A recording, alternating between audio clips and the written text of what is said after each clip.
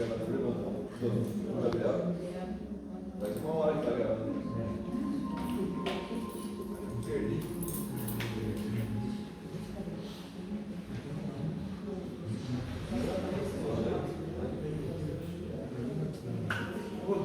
Boa noite.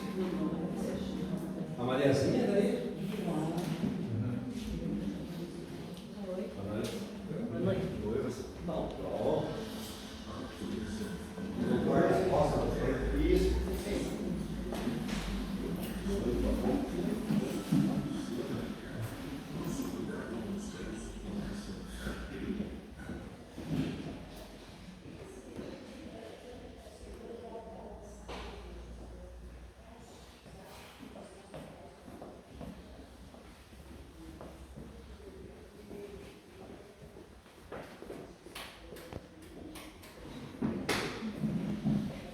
Achou o defeito na luz, né?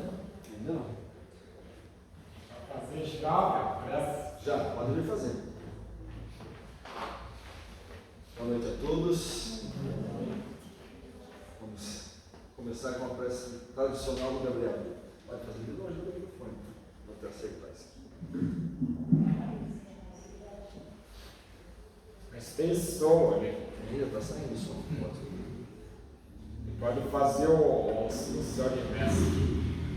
Jesus, seu universo, diz o movimento do Espírito, a exação que se opera no mundo todo, tendo em vossas vistas voltadas sobre todos aqueles que imploram a vossa assistência, e fluir para que o mensageiro de Deus, e por especialidade a glória que constitui o Espírito de verdade, o Espírito Consolador, oriente nós no caminho do bem, nos proporciona alívio nos sofrimentos e consolação em nossas aflições.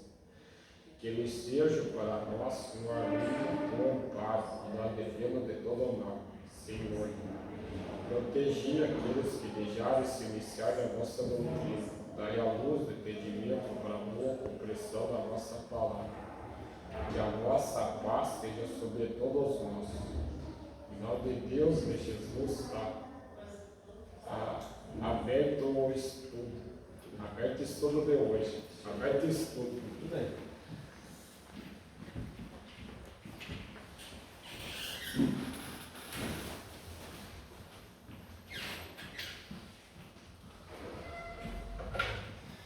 Então, boa noite mais uma vez a todos, que não cumprimentei ainda, né? Vamos dar início e, se possível, hoje dar fim a esse capítulo, né? Do Elementos Gerais do Universo. Nós estamos ainda trabalhando o item 4, Espaço Universal. Nós estamos trabalhando ainda propriedades da matéria. Espaço Universal é só uma pergunta, se der tempo a gente faz hoje e termina então esse capítulo aqui. Que eu sei, ele é um pouco assim, maçante, né? Porque a gente fala muito de ciência, acaba, né? Mas ele é muito importante, principalmente devido a essas duas situações aqui, espírito e matéria, né? Porque mais para frente a gente vai precisar de bastante base disso aí, então a gente precisa entender bem. E posteriormente, quando a gente terminar esse capítulo, nós vamos falar do capítulo 3, e aí nós vamos falar sobre criação. Aí já fica mais emocionante. Né? Criação dos mundos, dos seres vivos, né? Seres orgânicos, e assim fica mais espíritos, a coisa começa a andar mais. Mas por enquanto nós estamos na base, assim, nas tabuadas ainda aí do livro dos Espíritos. Tá? Muito bem. Então, propriedades da matéria. Né? Nós, só para dar uma lembradazinha, nós estávamos falando sobre o fluido cósmico universal. E as perguntas que virão agora serão a respeito do fluido cósmico universal. Né? Esse fluido cósmico universal, estou relendo agora uma obra do André Luiz chamada Evolução em Dois Mundos, que é uma obra muito gratificante de ler. Ela tem muitas passagens que falam sobre essa primeira parte do Livro dos Espíritos. E eu me deparei já no começo da obra, semana passada, já no primeiro capítulo, em que ele fala sobre o fluido cósmico universal. É claro, ele vai ser bem sucinto também, porque não é a intenção do livro, o livro vai falar sobre outras coisas. Mas para embasar o livro, ele começa falando sobre o fluido cósmico universal. Mas eu achei muito interessante as palavras que ele usa. Esse livro, então, aqui, ele é de 1958. Né? Ele é um livro de psicografia do Francisco Cândido Xavier, do Chico Xavier, com o Valdo Vieira.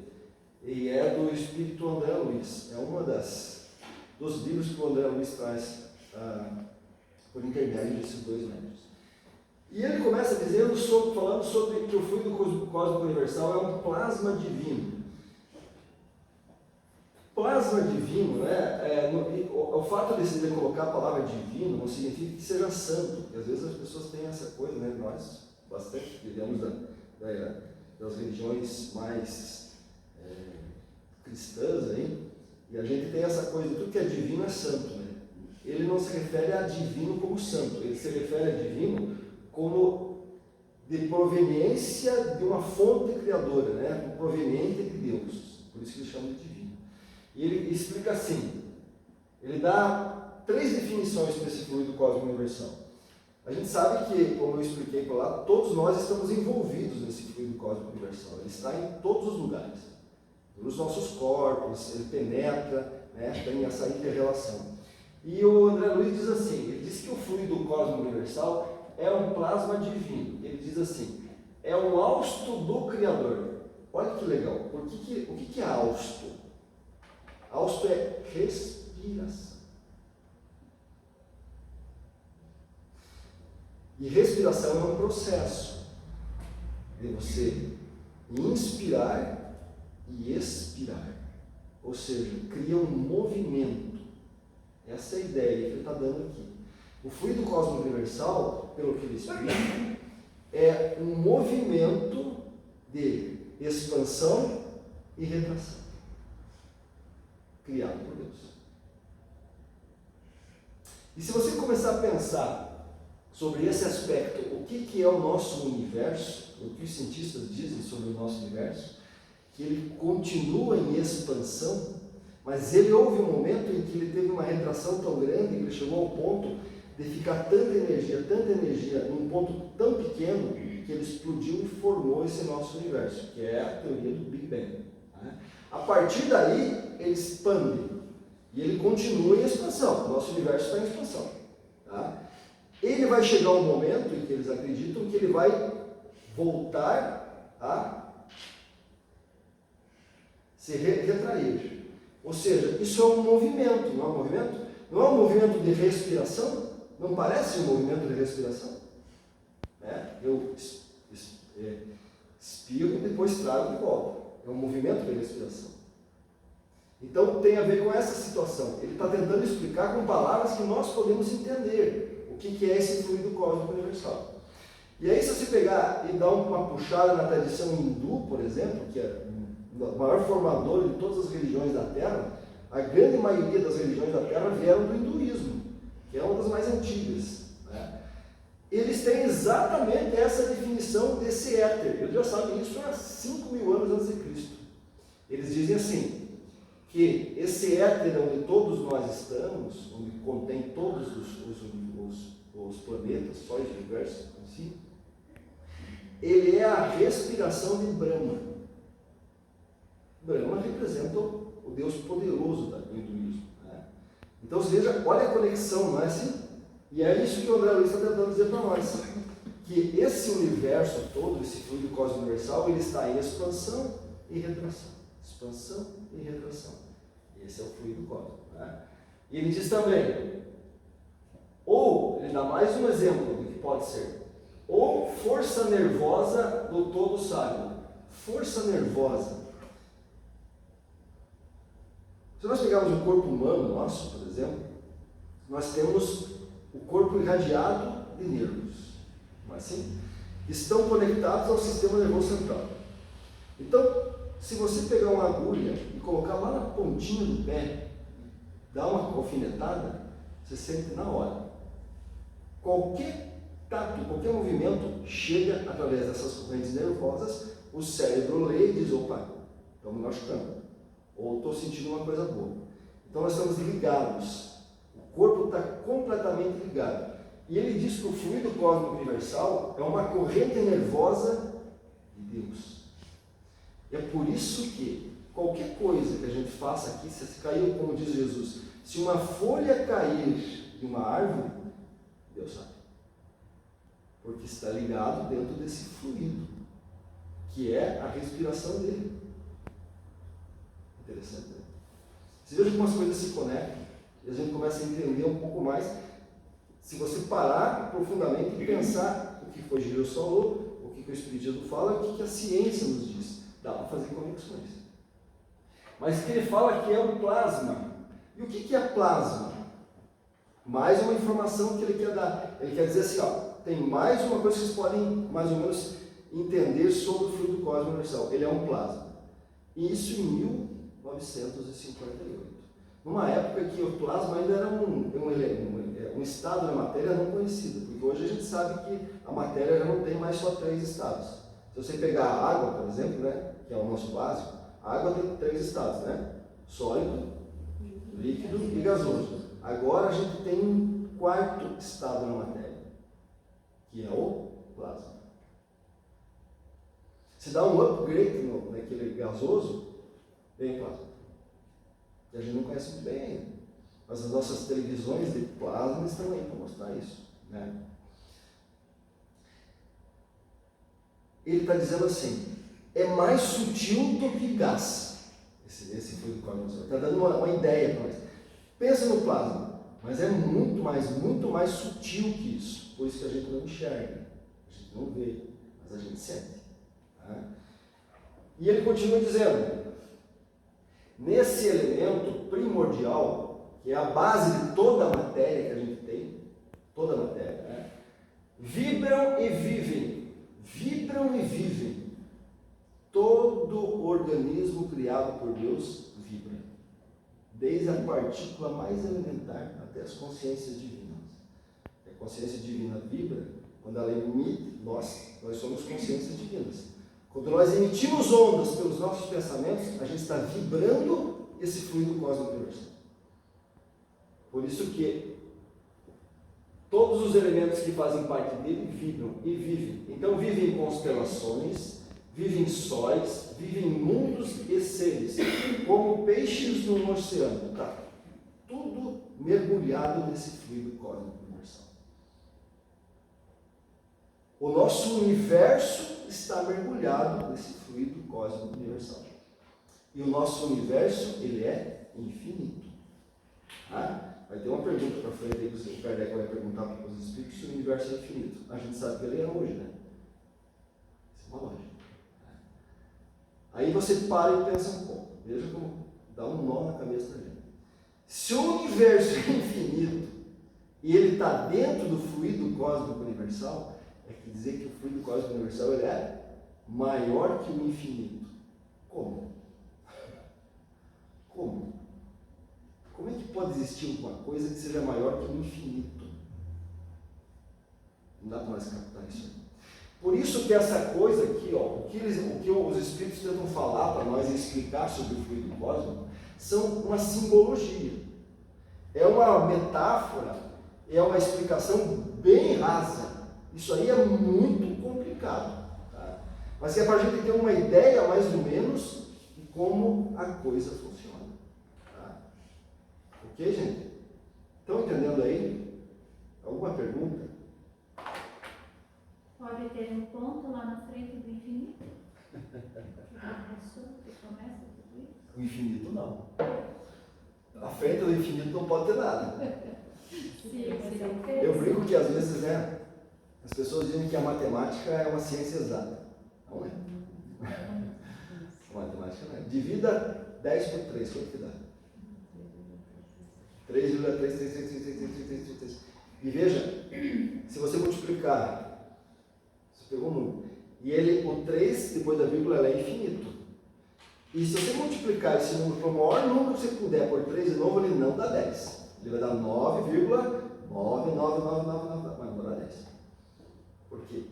O infinito foi criado e graças à criação do infinito na matemática é que deu possibilidade de a gente ir além em cálculos muito complexos. Tá? Mas ele não é exato. Assim como o universo também não é exato. Não existe exatidão nisso. Tá? Então, se você começar a parar para pensar, que a nossa cabeça, o nosso cérebro, a nossa forma linear de tempo e o nosso plano cartesiano que nós vivemos, a gente não consegue entender algo que seja tão grande que está além do fim, que esse fim não existe, não tem como. Por isso nós não compreendemos Deus. Deus é uma criatura que não tem começo e não tem fim. Bom, como é que pode existir alguém ou algo que não teve criação e não terá fim? Então ele vive fora desse plano, ele vive fora. Esse ente, essa criatura, essa fonte, ela vive fora de tudo aquilo que nós podemos pensar. E continua. Nós vamos agora às perguntas. Então não tem não, gente. Não tem como nós entender isso aí. Por Existe enquanto. um ponto, Por enquanto. Veja bem, o Big Bang ele tem aí 15 bilhões de anos, segundo cálculos, né, de acordo com isso. E ele continua a expansão. Eles não sabem até quando vai expandir, mas eles sabem que vai ter uma hora que ele vai começar a voltar. Se ele volta, é porque existe algo além dele. Mas e como que ele é infinito então? Tá vendo? Que difícil, né? Por quê? Isso, eu vou explicar para vocês alguma coisa a respeito disso quando nós começar a falar lá em cima de mundos espíritos, em mundos dimensionais. Aí a gente vai começar a entender. Porque o que acontece? Você expande esse mundo físico que nós vivemos aqui, expande. E de repente esse mundo físico vai ficando pequeno. Por quê? Porque nós não vamos necessitando tanto desse mundo físico que vamos passar para outros planos, quarta dimensão, quinta dimensão. E a terceira dimensão vai cada vez acabando, sumiu. Porque todos os seres que estavam vivendo na terceira dimensão, em toda a matéria, passam a viver numa quarta dimensão. E aí some a terceira dimensão.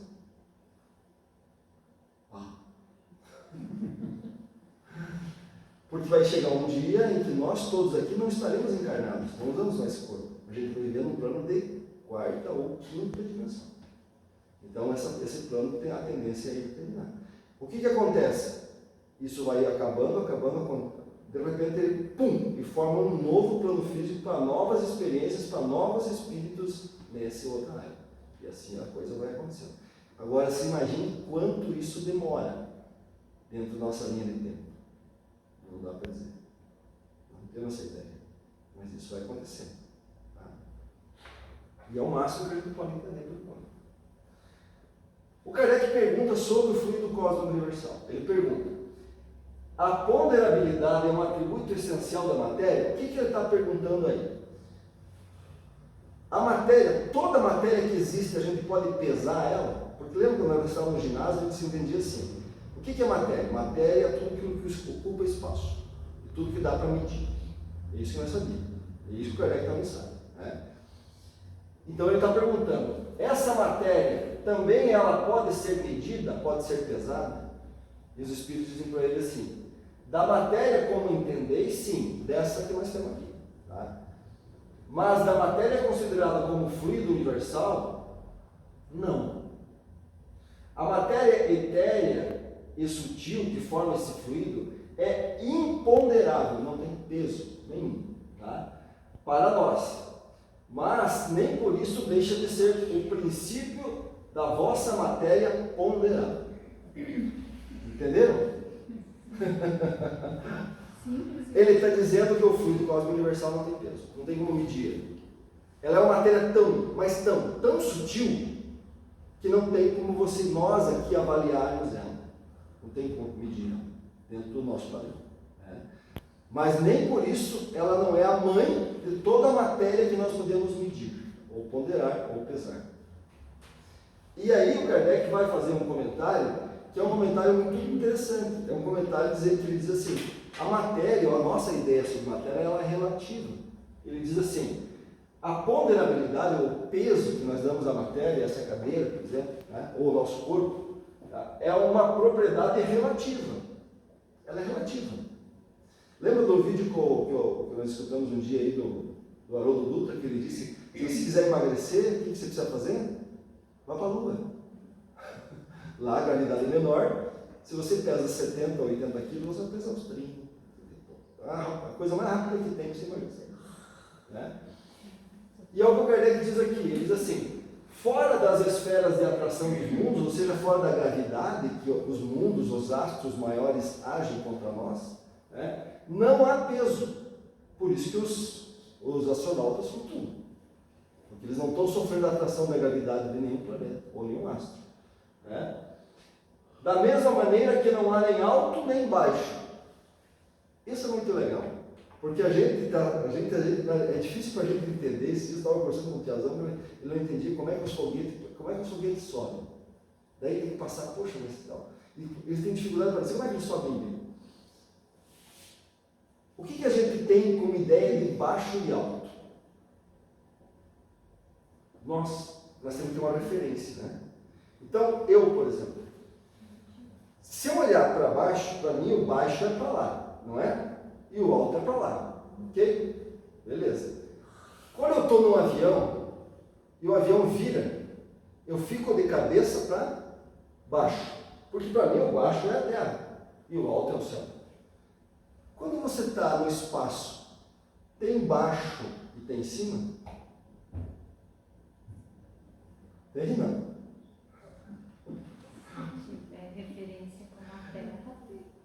Se for você vai dizer, ó, Para lá é para cima. Então eu vou para Marte, eu vou para cima. Ou eu vou para Júpiter, eu vou para baixo. Mas se você virar de ponta cabeça no espaço, se você continua sendo baixo e alto? Não, porque não tem. Se você for para lá é infinito, se for para cá é infinito, se for para lá é infinito, para cá é infinito. Não tem fim para o lado que se for. Então não tem baixo e não tem alto. Estão entendendo? Olha como a gente tem essa dificuldade para entender, né? Eu estava explicando para o rapaz esses dias aí, puxa, sabe como é que os aviões, os foguetes, eles decolam? A gente pensa assim, né? Põe um foguete aqui, puf, para cima, ele foi, né? Ele foi para o espaço. Não funciona assim. Por que o Cabo Canaveral, eles usam lá em cima Natal, por exemplo, são estações para balançamento de foguetes? Porque ficam no centro da Terra, na linha do Equador. Então, como é que faz um foguete para entrar em órbita? Eles não soltam para cima, porque não tem para cima, gente. Para lá pode ser para cima, para cá pode ser para cima, e para lá pode ser para cima. E até para cá pode ser para cima se ele fizer a órbita e depois descer. Que até vai ser bom, né? Pelo menos a gente acredita que seja. Eles lançam o foguete assim. Pode ver, quando você vê um lançamento do foguete. Ele segue a linha do Equador. E ele vai subindo até que uma hora ele entra na órbita da Terra. E ele vai girando a órbita e aí ele escapa da órbita. Porque senão o atrito é muito grande da atmosfera. Então, ele vai quebrando o atrito. Você vai rodando o planeta. Então, viu como a gente tem dificuldade de entender o alto e o baixo? Para nós, para cima, soltou o foguete e foi. Mas não é assim.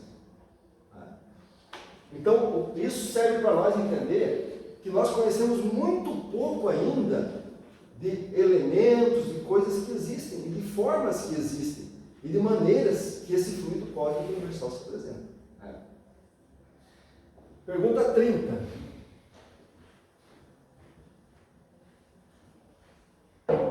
A matéria é formada de um só ou de muitos elementos? O Kardec continua investigando o fluido cósmico. Ele quer saber se essa matéria que nós temos aí, ela é formada de um só elemento, ou são vários elementos que formam ela. E os espíritos dizem de um só elemento primitivo, que é o fluido cósmico universal. É só esse elemento. Esse é o criador de tudo.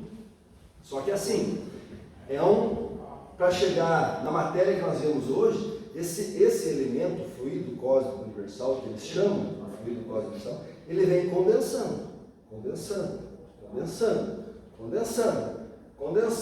Sabe lá quantas condensações ele teve para chegar nisso aqui? Para chegar nessa matéria. Os Espíritos falam para nós que Jesus, ele levou 1000 anos, não só um pouquinho, mas vamos dizer, para poder encarnar aqui na Terra. 1000 anos. Por quê? Porque ele estava planejando, viu? Fez um planejamento de 1000 anos. Porque ele veio de cavalo, né? Não veio de um avião. Por que Jesus demorou 1000 anos para encarnar aqui, esse corpo pesado nosso? Porque ele teve que adensar o seu perispírito. O perispírito de um ser como Jesus, ele é tão etéreo, tão sutil, que se ele encarnasse rapidamente num corpo como o nosso, ele cegava nós com a energia dele. Está entendendo? Então o que ele vai fazendo? Ele vai adensando. Ele encarna numa matéria um pouco mais densa, num plano mais denso, depois no outro, e vai aos poucos se adaptando para isso. Porque é mais ou menos assim, é que nem você sair daqui agora num calor, tá? Esse é um exemplo extremamente raso. Tá? Mas vamos dizer que você está passando um calor lá no deserto aí de 50 graus. E aí rapidamente você entra lá na Sibéria a 70 graus abaixo do zero. O que acontece com o teu corpo? Você pega uma hipotermia, puf, porque o teu corpo não se adaptou rapidamente a isso, ele demora. Mas se você for com calma, ele vai adaptando. O perispírito da gente vai se adaptando aos elementos e à forma. A mesma coisa acontece aí. A matéria que nós temos aqui, ela é condensada, ela vai se adaptando até chegar nisso aqui que nós temos hoje. Está entendendo? Então, toda a matéria vem desse elemento. Agora, a gente não sabe quantas adaptações, quantas impurezas ele foi se criando. Tá? Os corpos que considerais como corpos simples, esses nossos, não são verdadeiros elementos, mas transformações dessa matéria primitiva. E ele continua. Na 31, de onde provém as diferentes propriedades da matéria? Ele quer saber, por exemplo, nossa matéria tem muitas propriedades. Ele quer saber se tudo vem do fluido cósmico universal ou o fluido cósmico universal cria outras matérias, depois outras, e essas criam assim por diante. Né? Das modificações que as moléculas elementares sofrem ao se unirem em determinadas circunstâncias. Ele está falando da nossa matéria. Né? E continua. De acordo com isso, o sabor, o odor, as cores, as qualidades venenosas ou salutares dos corpos não seriam mais do que a modificação de uma única substância, a mesma substância primitiva? Bom, deixa eu explicar uma coisinha.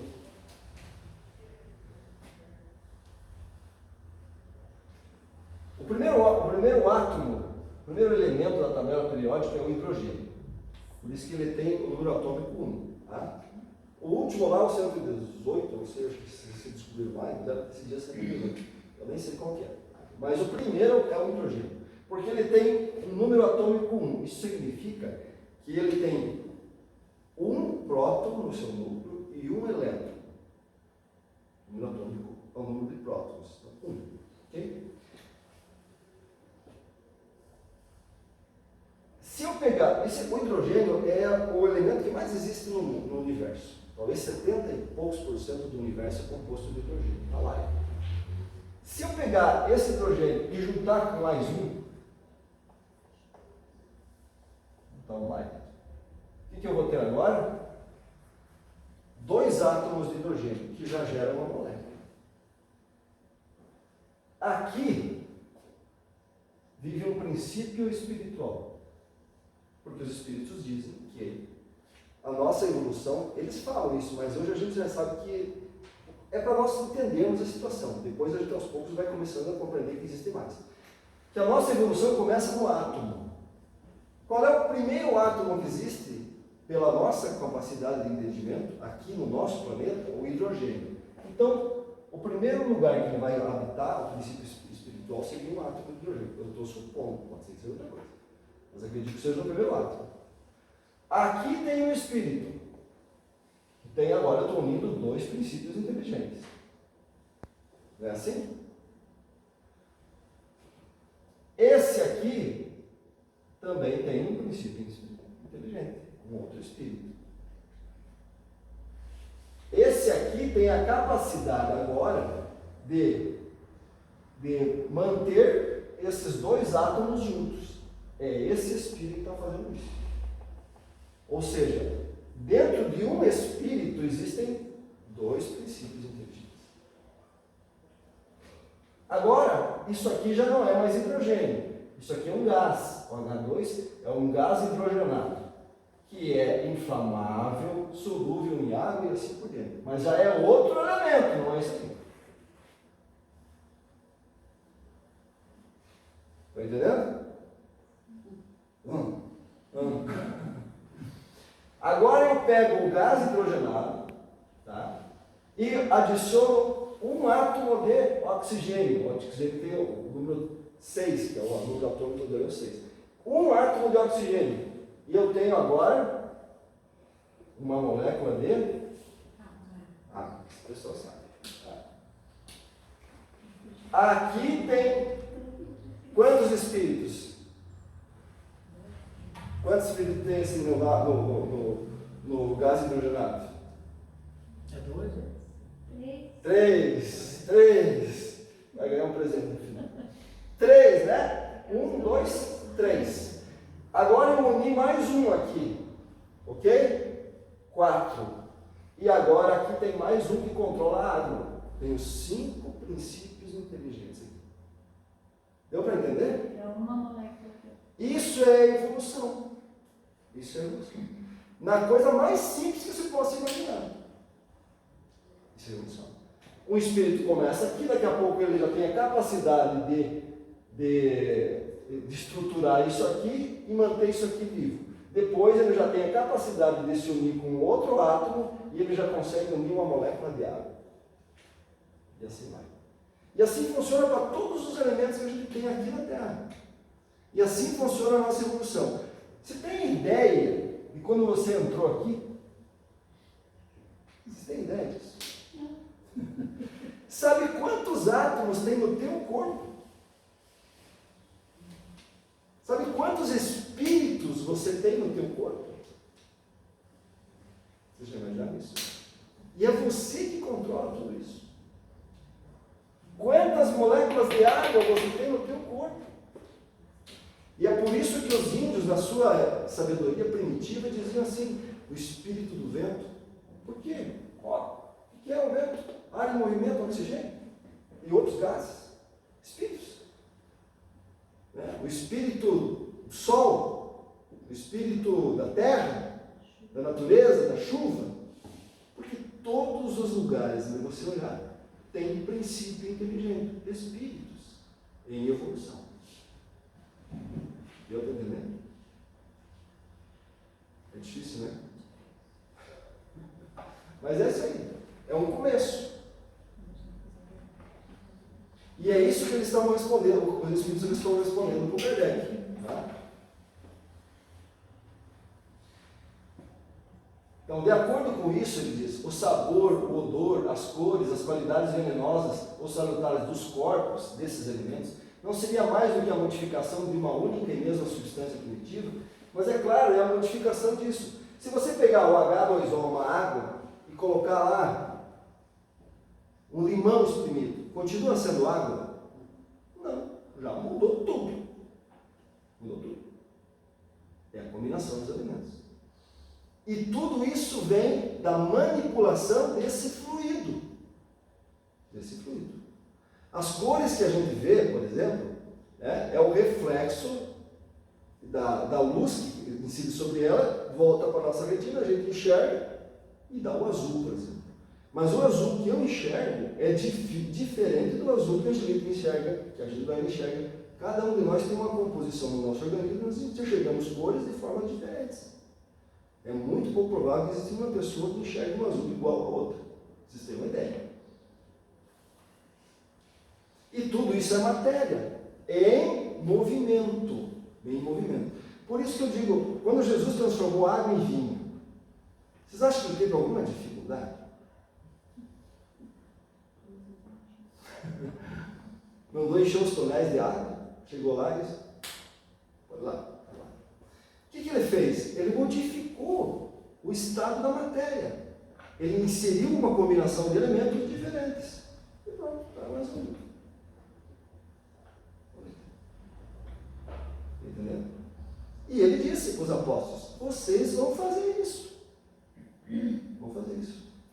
Vão co-criar na matéria. E a gente vai fazer. Não agora. Porque a nossa moral é muito baixa. Como eu falei vez passada, lembra? Porque a nossa ciência evoluiu muito. O que nós precisamos agora, com o tempo, é educar os nossos sentimentos. É isso que nós estamos precisando. Porque a gente está começando a mexer com coisas que começam a prejudicar muito mais seres do que prejudicava há 100, 200 anos atrás. Então nós precisamos educar sentimentos. Esse é o nossa busca agora. Então vamos ver a resposta dos espíritos. Sim, diz ele, sem dúvida, e só existe pela disposição dos órgãos destinados a percebê-las. Lembra da retina? É isso aí.